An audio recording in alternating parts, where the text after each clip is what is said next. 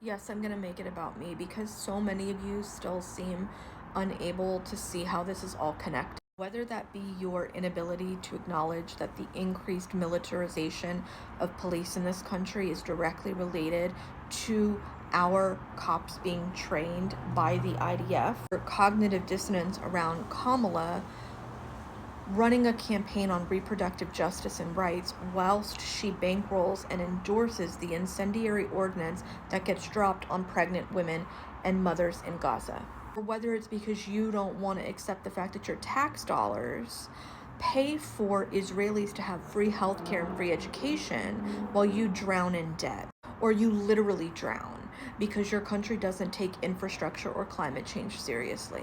I'm making it about me because on November 6th, I am now once more, for the third time in 12 months, trying to fight off an eviction because I've been unemployed for almost 3 years. None of my student debt qualified for any type of forgiveness. The cost of living and the job market and the rental market, whether it's in California where I've resided for 14 years or in my home state of Orlando, are like the margins are negligible when it comes to the difference. There is nowhere to go. Homelessness is illegal in this country. It is illegal to feed homeless people in this country. Just take today to process and rest and grieve and be angry and all of the things. But my landlord is blowing up my phone. I don't have anything to give him, and I won't until I receive financial aid in January. Can I buy myself another 60 days? Because that's all I've been doing. That's all I've been doing is buying time. I've been selling plasma. I've been selling things that I own. I've been doing everything I can to raise money just to get to job interviews. And I don't think you all are ready to have a conversation about how expensive it is even to find a job. $80 on 3 rounds of interviews, back and forth, only to get ghosted. And guess what? That was to work for a recruiting company. I was ghosted by a company that recruits people. Are you North of Gaza is a concentration camp. They are marking the foreheads of Gazans with numbers. They are implementing biometric scanning.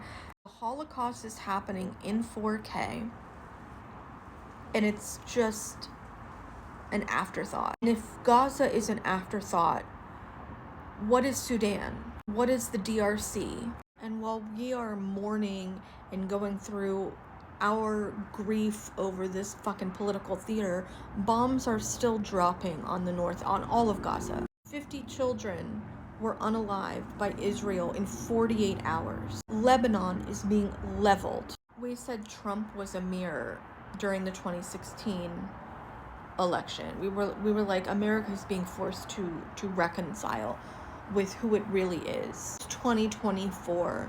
And we are looking in the mirror and reconciling with who we really are, and we are masks off. We are so much worse than we ever thought we were. 2 indigenous brothers, twin brothers, were just unalived by police. 6 women in the past 30 to 45 days have died due to lack of abortion care. 3 of them black mothers, 2 of them teenagers. All of this under a democratic, and you could say, oh, but Trump put in the Supreme Court, and it was Trump's, obviously, but the Democrats did fuck all with 4 years, both at the top and at the bottom. You Democrats do nothing. You don't do anything. You don't say anything. You think politics is going into an election booth once, maybe twice every 4 years. That's not what politics is. You don't care about what's going on in Gaza? Fine. Do you not care about, what's happening here? And if you do care about what's happening here, I really truly invite you to follow the fucking money. Your money. The reason you can't afford eggs or rent is because Israel gets free healthcare and free education with your tax dollars. Is that